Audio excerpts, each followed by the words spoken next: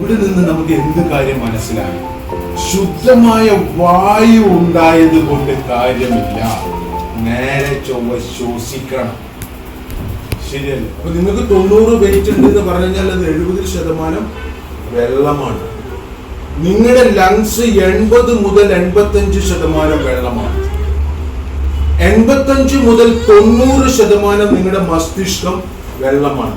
ഒരു വ്യക്തിയുടെ മസ്തിഷ്കത്തെ നമ്മൾ പുറത്തേക്ക് എടുത്തിട്ട് ഡ്രൈ ചെയ്ത് സ്ക്വീസ് ചെയ്താൽ ഒരു നെല്ലിക്കയുടെ വലുപ്പത്തിലേക്ക് നമുക്ക് ആ മസ്തിഷ്കത്തെ ചുരുട്ടിയെടുക്കാൻ സാധിക്കും.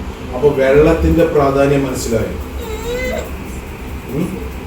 അപ്പൊ മനുഷ്യ ശരീരം കോശങ്ങളാൽ നിർമ്മിതമാണ്. കോശങ്ങൾക്ക് വേണ്ടത് ഓക്സിജൻ ആണ്. രണ്ടാമത് കോശങ്ങൾക്ക് വേണ്ടത് വെള്ളമാണ്. കൂട്ടത്തിൽ അധ്യാപകന്മാരുണ്ടാവും അല്ലെ? അപ്പൊ അധ്യാപകന്മാരാണെങ്കിൽ അവർക്ക് കൂടുതലായിട്ട് സംസാരിക്കേണ്ടതായിട്ട് വരും. അപ്പൊ അവരുടെ പ്രവൃത്തിക്കനുസരിച്ചിട്ട് അവര് അഡീഷണൽ വെള്ളം കുടിക്കണം. ചില വ്യക്തികൾക്ക് ചിലപ്പോൾ സെയിൽസ്മാൻമാരാവും, അവർക്ക് ഒരുപാട് നടക്കാനുണ്ടാവും, തൊഴിൽ പണിയിടും. അപ്പൊ നിങ്ങളുടെ പ്രവൃത്തിക്കനുസരിച്ചിട്ട് നിങ്ങൾ വെള്ളം കുടിക്കണം. എങ്ങനെ വെള്ളം കുടിക്കണം എന്ന് ചോദിച്ചാൽ ഈ പറഞ്ഞ പോലെ രാവിലെ എഴുന്നേറ്റുമ്പോൾ ഇടയ്ക്കിടയ്ക്ക് ഇരുന്ന് സിപ്പ് ചെയ്തിട്ട് കുടിക്കണം. മനസ്സിലായോ? നമ്മൾ സിപ്പ് ചെയ്ത് കുടിക്കുന്നത് ഏത്? പെപ്സിയും കൊക്കക്കോളയൊക്കെ. അത് വേണം. വെള്ളം നീട്ടി നേരെ അണ്ണാക്കിലേക്ക് ഒഴിക്കും അല്ലേ? കുപ്പി ഒരു ബോട്ടിൽ വെള്ളം കൊണ്ട് പൊട്ടിക്കാൻ പറഞ്ഞിട്ട് വെള്ളം അങ്ങ് പൊട്ടിക്ക് നേരെ ഒഴിക്കും. വെള്ളത്തിന്റെ ശക്തി എന്ന് പറഞ്ഞു കഴിഞ്ഞാൽ അപാരമാണ്. അതിപ്പോൾ അടുത്ത വയനാട്ടിൽ ഉരുൾപൊട്ടിയ പറഞ്ഞില്ലേ, ചില ശരീരങ്ങൾ നമുക്ക് കിട്ടിയത് നിലമ്പൂരിൽ നിന്നാണ്. നിലമ്പൂർ ആ ഭാഗത്ത് വെച്ചിട്ടാണ്. അപ്പോൾ വെള്ളത്തിന്റെ ശക്തി എന്ന് പറഞ്ഞാൽ ഇതിന് സിപ്പ് ചെയ്ത് കുടിക്കും. വായയിൽ വെള്ളം ഉൾക്കൊണ്ടുകൊണ്ട് വേണം വെള്ളം കുടിക്കാൻ. ഉമിനീര് ചേർന്നിട്ട് വേണം. ഭക്ഷണത്തിന്റെ മുന്നേ വെള്ളം കുടിക്കരുത്. കാരണം നമ്മുടെ ആമാശയം എന്ന് പറയുന്നത് ഏകദേശം ഇതുപോലെയാണ്, ഒരു ചെറിയ സഞ്ചിയാണ്. ഇതിന്റെ ഉള്ളിൽ മാത്രമാണ് ആസിഡ് ഉള്ളത്. നമ്മുടെ ശരീരത്തില് ആസിഡ് ഉള്ള ഒരേ ഒരു സ്ഥലം ഇതാണ്. അപ്പൊ ഭക്ഷണം കഴിക്കുന്നതിന് മുന്നേ നിങ്ങൾ വെള്ളം കുടിച്ചു കഴിഞ്ഞാൽ ഇത് ഡൈല്യൂട്ടഡ് ആണ്. അപ്പൊ ഭക്ഷണ ദഹനം നടക്കില്ല. അപ്പൊ വെള്ളം കുടിക്കുന്ന രീതി മനസ്സിലായില്ലേ? അപ്പൊ നല്ല വെള്ളം ഉണ്ടായത് കൊണ്ട് കാര്യമില്ല. കുടിക്കുന്ന രീതി, കുടിക്കുന്ന സമയം, കുടിക്കുന്ന അളവ് പ്രധാനമാണ്. ക്ലിയർ ആയില്ലോ? ഇനി മൂന്നാമത് എന്താണ്? ഭക്ഷണം അല്ലെ? നല്ല ഭക്ഷണം ഉണ്ടായിട്ട് കാര്യമില്ല. കാരണം നിങ്ങൾ ഇവിടുത്തെ മറ്റേ റിഡ്ജസിൽ നിന്നാണോ ഭക്ഷണം കഴിച്ചത്, അല്ലെങ്കിൽ KFC ആണോ കഴിച്ചത്, അല്ലെങ്കിൽ വേറെ എന്തെങ്കിലും ആണോ കഴിച്ചത്, അത് ശരീരം നോക്കില്ല. ശരീരത്തിന് വേണ്ട മൈക്രോ ന്യൂട്രിയൻസ് അതിലുണ്ടോ എന്നുള്ളതാണ് ശരീരം നോക്കുക. ശരിയല്ലേ? അല്ലേ? അപ്പൊ എന്റെ ചോദ്യം ഇത്ര മാത്രമാണ്. വായയിൽ എത്ര പല്ലുണ്ട്? 32 അല്ലേ? കല്യാണത്തിന് ശേഷം 32 നമ്മളെല്ലാവരും DXNലുള്ളവരാണല്ലോ. ഈ ചോദ്യം നിങ്ങൾ എപ്പോഴെങ്കിലും ഇവിടെ സ്കൂളിൽ പഠിപ്പിച്ച അധ്യാപകരോട് ചോദിച്ചിട്ടുണ്ട്? ഇതൊക്കെയാണ് നമ്മുടെ പ്രശ്നം. നമ്മൾ ചോദ്യം ചോദിക്കൂല അല്ലേ? അപ്പൊ ആ ചെറിയ കൊച്ചിനെ നോക്കി കഴിഞ്ഞില്ലേ, ആ കുട്ടി നേരെ ചൊവ്വേ സംസാരിക്കാൻ തുടങ്ങിക്കഴിഞ്ഞാൽ ഇല്ലാത്ത ചോദ്യങ്ങൾ ആ കുട്ടി ചോദിക്കും അല്ലേ? നമ്മുടെ വീട്ടിലൊക്കെ ആണെങ്കിൽ എനിക്ക് ഇപ്പോഴും ഓർമ്മയുണ്ട്, ഞാൻ എന്തെങ്കിലും സംശയമൊക്കെ ആയിട്ട് അമ്മയുടെ അടുത്തേക്ക് ചെന്ന് കഴിഞ്ഞാൽ അമ്മ ആദ്യം പറഞ്ഞൊരു ഡയലോഗാണ്, പുസ്തകത്തിലെഴുത് പഠിച്ചാൽ മതി. ഇപ്പൊ പുസ്തകത്തിൽ ഇല്ലാത്താണ് നമ്മൾ പോയി ചോദിച്ചത്. കാരണം അവർക്ക് പറഞ്ഞത് ഒന്നാമത് അറിയില്ല, പിന്നെ രണ്ടാമത് ഒരു അടുക്കളയിൽ തന്നെ തിരക്കിലാവും, അതിന്റെ ഇടയിൽ കൂടെ ചോദിച്ചു. അപ്പൊ അന്നൊരു കാര്യം മനസ്സിലായി, ചോദ്യം ചോദിച്ചിട്ട് കാര്യമില്ല. പിന്നെ കുറച്ച് കാലഘട്ടം കഴിയുമ്പോൾ നമ്മൾ പിന്നെ ഒരു ചോദ്യം ചോദിക്കില്ല, അമ്മക്കൊക്കെ അറിയാന്നുള്ള ഒരു ലെവലിലേക്കാണ് നമ്മൾ. ശരി, അപ്പൊ അത് പാടില്ല. ചോദ്യങ്ങൾ ചോദിക്കുക തന്നെ പാടില്ല അല്ലേ? അപ്പൊ എന്തിനാണ് ഈ 16 മുകളിലും 16 താഴെ? ഇവിടെ വരുന്ന സമയത്ത് ഒരുപാട് ഡെന്റൽ ഡോക്ടർമാരുടെ ബോർഡുകൾ ഇവിടെ കണ്ടു. ഒരു പല്ല് മാറ്റി വെക്കണമെങ്കിലും എമ്മാരി കാശാണ്. ഈ 16 ഒന്ന് മെയിൻറ്റെയിൻ ചെയ്യണമെന്ന് പറഞ്ഞു കഴിഞ്ഞാൽ കുടുംബം കൂട്ടിച്ചോരാവില്ല അല്ല. അപ്പൊ ഇവിടെയാണ് ഒരു കാര്യം മനസ്സിലാക്കുന്നത്. ഇപ്പൊ നിങ്ങൾ മൃഗങ്ങളെ ശ്രദ്ധിച്ചാൽ, പൂച്ചയായാലും പട്ടിയായാലും അതല്ലെങ്കിൽ നരീസിംഹം, ഇവരുടെയൊക്കെ പല്ല് നോക്കിയിട്ട് കനൈൻ ടീത്ത് എന്ന് പറയും, വളഞ്ഞിട്ടാണ്. അതായത് ഇറച്ചി കടിച്ച് പറിച്ച് എടുക്കുക എന്നുള്ളതാണ്. നമുക്ക് ഫ്രൂട്ട്സും ഇതൊക്കെ കടിച്ച് പറിക്കാനാണ് ചെറിയൊരു ഇതുപോലെ തന്നിട്ടുള്ളത് അല്ലേ? പക്ഷെ നമ്മൾ ആ ഫ്രൂട്ട്സ് ഒക്കെ ഒഴിവാക്കിയിട്ട് നമ്മൾ വൈകുന്നേരം ആയാലും മന്തി, ഷവായി, അൽഫാം അല്ലേ, ഇതല്ലേ കടിച്ച് പറിച്ച് വിളിക്കുന്നത് അല്ലേ? ഇനി വേറൊരു കാര്യം കൂടി ശ്രദ്ധിച്ചു കഴിഞ്ഞു കഴിഞ്ഞാൽ, എല്ലാ സിസ്റ്റം അല്ലേ, ഡൈജസ്റ്റീവ് സിസ്റ്റമാണ്. മാംസബുക്കുകളുടെ ഡൈജസ്റ്റീവ് സിസ്റ്റവും ഹെർബിവോറസ് അതല്ലെങ്കിൽ ഒമ്നിവോറസ് ഇത് രണ്ടും കൂടി മിക്സ് ചെയ്ത് കഴിക്കുന്ന വ്യക്തികളുടെ ഡൈജസ്റ്റീവ് സിസ്റ്റം നോക്കിക്കഴിഞ്ഞാൽ മാംസബുക്കുകളുടെ ഡൈജസ്റ്റീവ് സിസ്റ്റം ചെറുതാണ്. ബിഗ് ഇൻറ്റസ്റ്റൈൻ്റെ വലിപ്പം വലിയ വൻകുടലിൻ്റെ വലിപ്പം കുറവാണ്, ചെറുകുടലിൻ്റെ വലിപ്പം കുറവാണ്. നമ്മുടെ വൻകുടലിൻ്റെ വലിപ്പം കൂടുതലാണ്, ചെറുകുടലിൻ്റെ വലിപ്പവും കൂടുതലാണ്. അപ്പോൾ നമ്മൾ ശരിക്കും പറയാച്ചാൽ ഒരു സസ്യബുക്കാണ്. പക്ഷെ ആ പരിണാമ സിദ്ധാന്തത്തിൽ നമ്മൾ രണ്ടുമായി മാറി വന്നു എന്നുള്ളതാണ്. അപ്പോൾ ഇവിടെ വളരെ സിമ്പിളായിട്ട് പറയുന്നത് ഭക്ഷണം ചവച്ചരച്ച് കുഴമ്പ് രൂപത്തിൽ കഴിക്കണമെന്നുള്ളത്. അങ്ങനെയാണല്ലോ കഴിക്കാറില്ല. പക്ഷെ ആ പ്രകൃതിയുമായി ഇടപഴകിയിട്ടല്ല നമ്മളിപ്പോൾ ജീവിക്കുന്നത്. ശരിയല്ലേ? നിങ്ങൾ എണ്ണി നോക്കൂ, മാക്സിമം 4. കുറച്ച് വ്യക്തികൾ 2-3 വ്യക്തികളിൽ ഞാൻ 6 തവണ ചവയ്ക്കുന്നത് കണ്ടിട്ടുണ്ട്. പിന്നെ കുളത്തിലേക്ക് കല്ലിട്ട പോലെ പിന്നെ അടുത്ത അറ്റാക്ക്. ഇതുപോലെ ഒരു സ്ഥലത്ത് പോയി ക്ലാസ് എടുത്തു കഴിഞ്ഞ് ഉച്ചയ്ക്ക് ശേഷം ക്ലാസ് ഉണ്ടായിരുന്നു. അപ്പൊ നമുക്ക് എല്ലാവർക്കും കൂടി ഹോട്ടലിലെ ഭക്ഷണം എല്ലാവരും കൂടി കൈ നോക്കിയില്ല. സാറെ ഞങ്ങൾ കഴിക്കുന്നത് നോക്കാൻ വെക്കരുത്, 14 വട്ടം ചവച്ച് കഴിഞ്ഞ് കഴിഞ്ഞാൽ ഹോട്ടലുകാർ ഞങ്ങളെ പുറത്താക്കും. കാരണം കസ്റ്റമർ. അപ്പൊ ജീവിത രീതിയാണ്, ജീവിത ശൈലിയാണ് നമ്മളതിലേക്ക് കൊടുത്തു അല്ലേ? ഇപ്പൊ വീട്ടിൽ ഞാൻ പറഞ്ഞല്ലോ, നിങ്ങൾ മൃഗങ്ങളെ ശ്രദ്ധിച്ചിട്ടോ? ഒരു കാര്യം അവർ പഠിപ്പിക്കുന്നില്ല. ജന്മസിദ്ധമായിട്ട് ആ കഴിവുകൾ അവരിലുണ്ട്. ഇത് മനുഷ്യരിലുമുണ്ട്. പക്ഷെ നമ്മളാണ് അറിഞ്ഞോ അറിയാതെയോ തെറ്റുകൾ പഠിപ്പിക്കുന്നത് അല്ലെ? ഇപ്പൊ മനസ്സിലായോ? ഇപ്പൊ ജീവിത രീതി, ജീവിത ശൈലി ഇപ്പൊ ക്ലിയർ ആയല്ലോ അല്ലെ? അപ്പൊ ശരീരത്തിന് വേണ്ടത് ഓക്സിജനാണ്.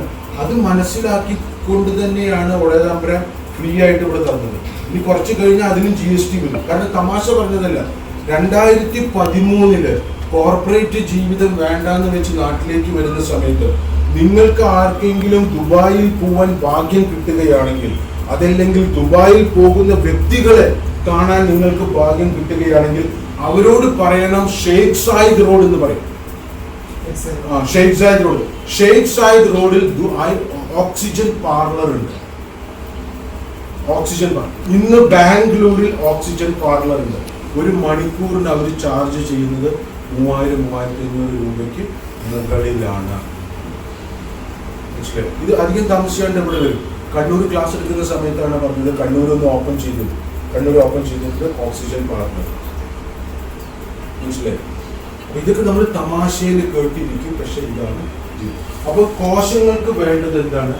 ഓക്സിജൻ വേണം, വെള്ളം വേണം, പിന്നെ മൈക്രോ ന്യൂട്രിയൻസ് വേണം. ആ മൈക്രോ ന്യൂട്രിയൻസ് എന്ന് പറഞ്ഞാൽ നിങ്ങൾ ഭക്ഷണം കഴിക്കുന്നതാണ്. ഓക്കെ. അപ്പൊ ഗാനോഡെർമയിലേക്ക് ഞാൻ പോകുന്നില്ല. ഇന്ന് ഞാൻ നിങ്ങളെ പരിചയപ്പെടുത്താൻ പോകുന്നത് 2 പ്രോഡക്റ്റാണ്. ആ പ്രോഡക്റ്റാണ് ലയൺസ്മാനും കോഡിസെപ്സും. ഗാനോഡെർമ ഇൻഡസ്ട്രിയിലുണ്ട്.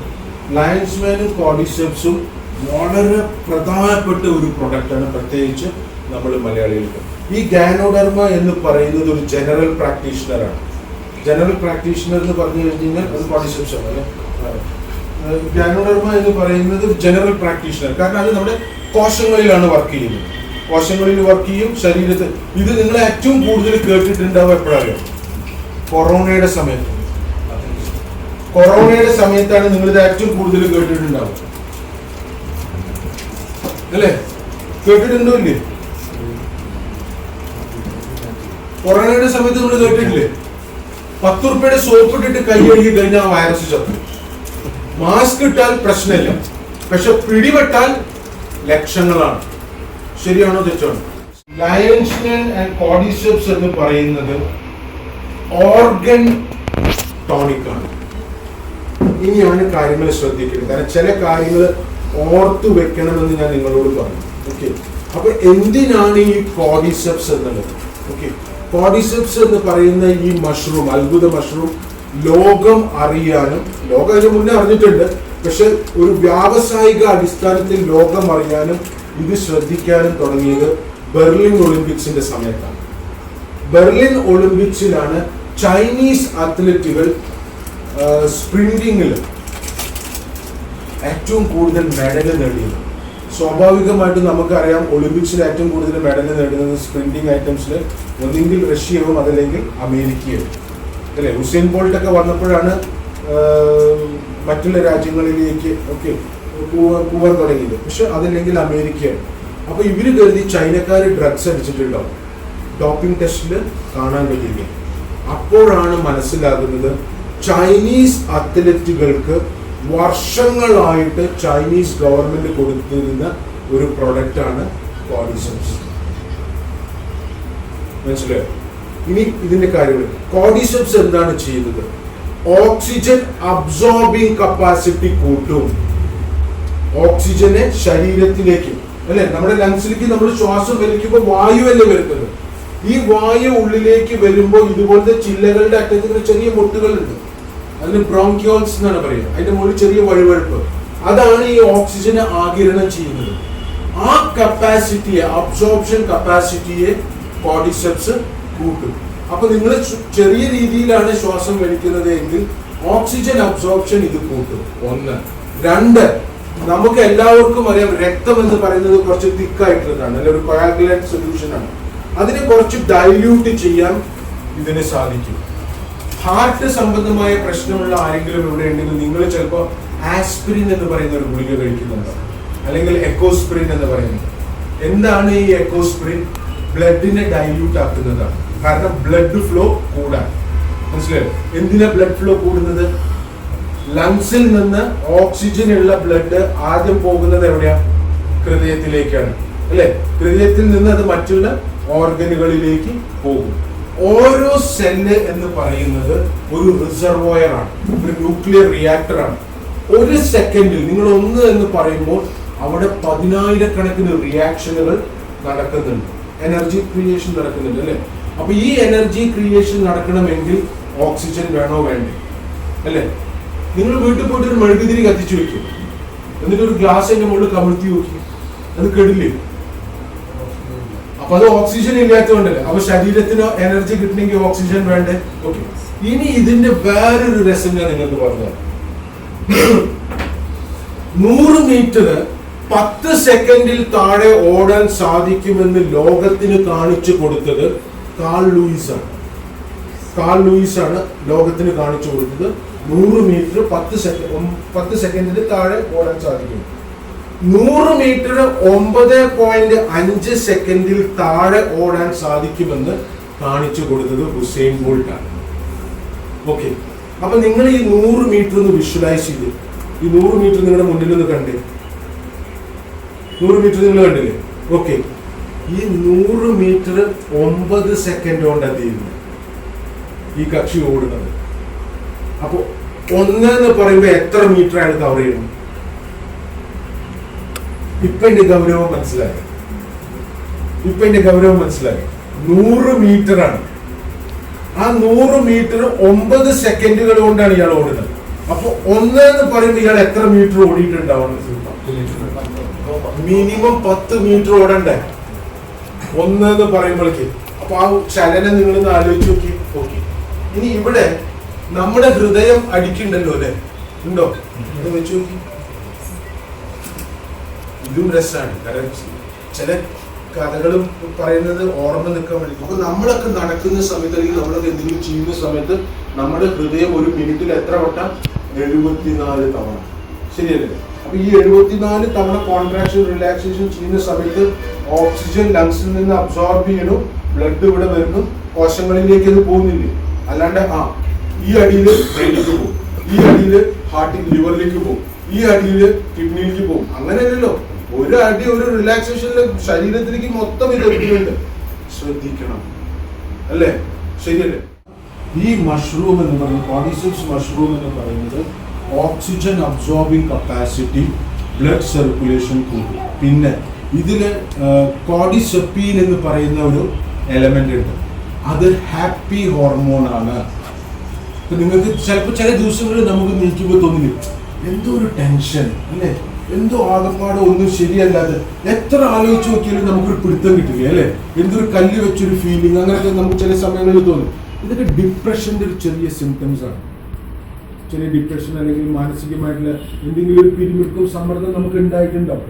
ഓക്കെ, അപ്പൊ ഹാപ്പി ഹോർമോൺ കൂട്ടാൻ ഏറ്റവും കൂടുതൽ കഴിവുള്ള ഇനി അതിനെ കണക്ട് ചെയ്യാം. ഇപ്പൊ ഇത്രയും കാര്യങ്ങൾ മനസ്സിലായല്ലോ. പിന്നെ ഇതിൽ കോർഡിസെപ്പിൻ എന്ന് പറയുന്ന ആ എലമെന്റ് ഈ പറഞ്ഞ പോലെ സെക്സ് എൻഹാൻസ്മെന്റ് ഡെഫിനറ്റ് ആയിട്ട് അത് കൊടുക്കും, അതിലേക്ക് കണക്ട് ചെയ്യും. അപ്പൊ കോർഡിസെപ്സ് ക്ലിയർ ആയോ അല്ലേ? ഇനി ഈ കോർഡിസെപ്സ് എന്ന് പറയുന്ന മഷ്റൂം മലയാള മനോരമ ഓൺലൈൻ പേപ്പറിൽ അല്ലെ നമ്മുടെ ഗ്രൂപ്പിലൊക്കെ അത് ഷെയർ ചെയ്തിട്ടുണ്ടായിരുന്നു അല്ല? ഇന്നത്തെ പത്രത്തിലുണ്ട്. എത്ര 1 കിലോ എത്ര 2 ലക്ഷം 20 ലക്ഷം. ഒരു കിലോയ്ക്ക് 20 ലക്ഷം രൂപയാണ് ഏത് കോർഡിസെപ്സ് മഷ്റൂം. ഇനി അതിന്റെ കാരണം എന്താന്ന് പറഞ്ഞുതരാം. ഇതെന്ന് പറഞ്ഞു കഴിഞ്ഞാൽ ഒരു മിറാക്കുലസ് മഷ്റൂമാണ്.